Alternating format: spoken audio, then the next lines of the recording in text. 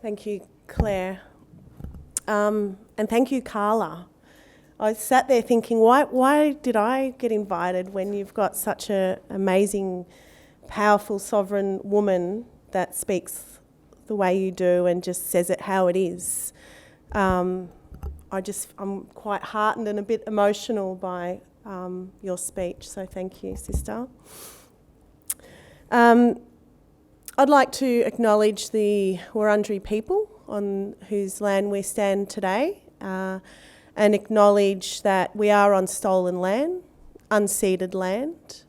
And I'd like to pay my respects to the Wurundjeri people and acknowledge their survival and resistance over 230 years of assimilation and attempted genocide to wipe our people out. The Wurundjeri people, to have them welcome you to country today isn't just about a welcome, as other people have said. It's about their survival. And just think about that for a moment, like how lucky we are to have sovereign people stand in front of you. When the invaders came, their sole purpose was to wipe us out as a race of people. So Wurundjeri people allow you all to benefit from their land, to live on their land. And I think that, we need to acknowledge that. And Wurundjeri Land Council pay rent to the convent in Collingwood, when it should be the other way around. So that's a direct action that, if anyone wants to take up. I too want to acknowledge the Aboriginal women in the room. It is hard being a black woman in this country. The struggle is real and it's every day. It's every single day. We've had 4 deaths in 3 weeks in Victoria. Those 4 deaths were all affected by the stolen generation. Those 4 deaths have to do crowdfunders to raise money just to bury our people. Another direct action. So let's talk about violence against Aboriginal women. Let's talk about it truthfully and openly, without fear of more violence or judgment against our women. Most of you would know that Aboriginal women are 10 times more likely to die from violence and 34 times likely to be hospitalised as a result of violence. So let's talk about the systemic violence against our women that white women don't experience. Let's talk about it, as uncomfortable as it may be. How safe is it for an Aboriginal woman to call for police protection? I know when I was in a family violence situation and I called the police and begged them not to tick the Aboriginal box because I didn't want my community to know my business, they went away and ticked that box. So my confidentiality was shot, and it made me think twice about ringing them again.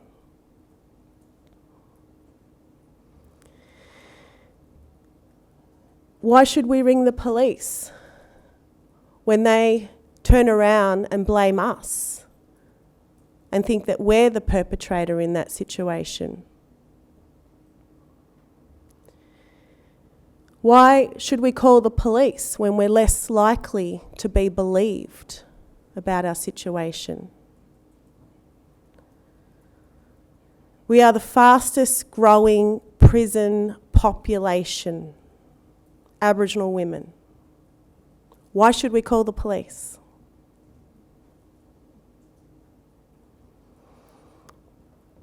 "95% of our women in prison are affected by family violence or sexual assault. Why? System failures and abuses over 230 years of colonisation. Inequality, poor health, education, stolen children, homelessness, and most of all, systemic racism. Why are our people homeless in our own country? Why are we the poorest people in our own country? It's the women that wear the brunt in our families and our communities. And yes, we are strong women and we come from very strong matriarchal lines. But it's friggin' hard. And our kids see this. So when you are a strong black woman, your kids are affected by that. My own kids have been affected by that. Colonial violence occurs every day in our lives, and it's not until we start talking about race inequality and the settler colonial impacts instead of just talking about gender inequality. We need to start talking about race inequality to address this injustice against our women. The very fact that an affluent white woman living in the North Shore of Sydney has greater access to services and support than Aboriginal women. Our women won't call for help when rates of child removal are at unprecedented levels in this state alone. And the child protection system treat our women who experience family violence as the perpetrator. Too often I've had Aboriginal women calling me saying that DHS are harassing them because they've just left a family violence situation. They immediately have DHS knocking on their door, checking the bedrooms, checking the cupboards, as if they were the perpetrator.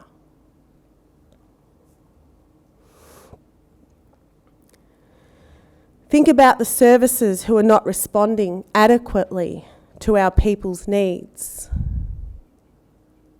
2 years later, I received my, compensation for being in a family violence situation. 2 years later, that was my experience. In fact, it came to me at the end of my parliamentary time. I got a letter from the family violence service I was using saying, hey, you've got your free gym membership and you've got some massages and you've got some counselling sessions. 2 years. That was my experience.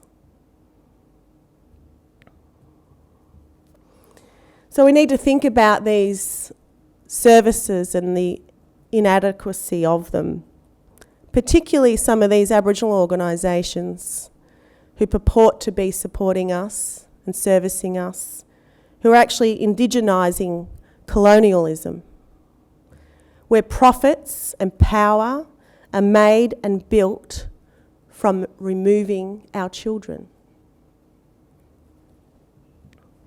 And where Section 18, in the name of self-determination, is not the answer. We have 2,500 children in out-of-home care in this state. We have a state government who are spending $1.8 billion on prisons, whilst our women have the highest rates of imprisonment ever in the state, and it's growing. A state who are tough on law and order, whilst our women and grandmothers die in custody from being charged with being drunk in a public place. Let's talk about Miss Dew, a young Aboriginal woman who went to the police for help for family violence, and they jailed her for parking fines.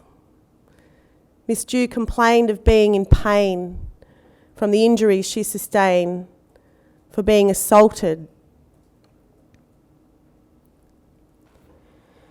The police sent her to the hospital where doctors and hospital staff thought she was putting on an act. And they didn't check her injuries because they thought she was a drug addict. She was sent back to the cells where she died from an infection from being hit in the ribs and died in the most excruciating way in that police cell from family violence injuries. Family violence is not our way, it's not our culture, and it's not all Aboriginal men perpetrating this violence. The family violence workforce should understand white privilege and how that affects decision making in the sector that does not meet our needs. The sector should also consider paying the rent, which enables real self-determination and self-governance. Our women don't have access to funds to just leave. Where do they go? The sector and the state need to understand the true meaning of self-determination and the need to capacity build our own community to deal with violence against our women. There are a couple of grassroots campaigns right now, and one of those is the Grandmothers Against Removals, which I facilitate for Victoria. And that's a movement of around 40 grandmothers who are fighting to have their grandchildren brought back into their family or their community. They aren't funded, they aren't supported, they all live with trauma every day. And whilst their parents, their children may not have the capacity to look after those children, those grandmothers certainly do. There are places for our kids to go. So Grandmothers Against Removals is a movement that's happening across the country of strong matriarchs that are asserting their rights to their children.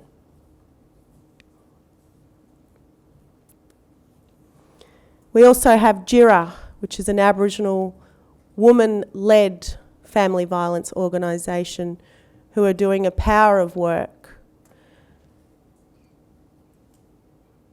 And are they supported? They continually fight for funding and are treated just like the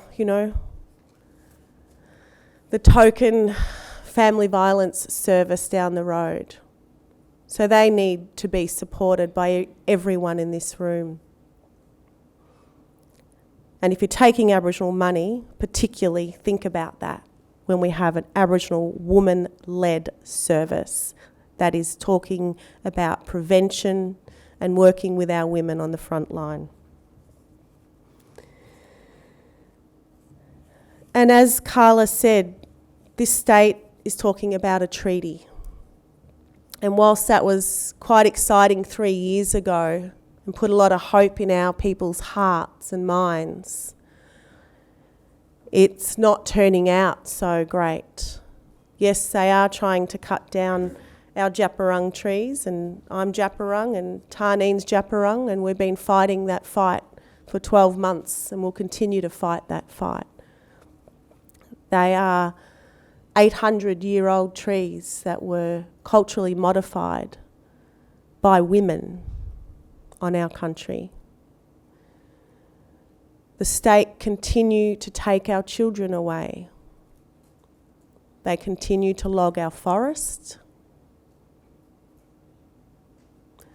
And they continue to lock our women up. So treaties, whilst it's nice to think about, it's hard in reality when all these injustices continue to happen. So a clan-based treaty is important. It ensures that every family clan in this state has a say and is at the table to self-determine their own destiny. And even that's a fight at the moment, where the state have decided that only 12 of 38 nations have a reserved seat. So when I say the struggle is real, We as Aboriginal women deal with all of those areas every single day. So please think about paying the rent. We've had some really good examples of businesses and organisations and even a ethical developer, private developer, who are starting to pay the rent so we can determine our needs. We don't want to be controlled by government anymore. We need to self-determine ourselves. And paying the rent for being on stolen land isn't a big ask. So I urge you to think about that personally and within your organisations. If RMIT paid $1 a year, that's $60,000 a year. So it's time to take action. We've got Grandmothers Against Removals, and we have Pay the Rent, and we have JIRA. Thank you very much.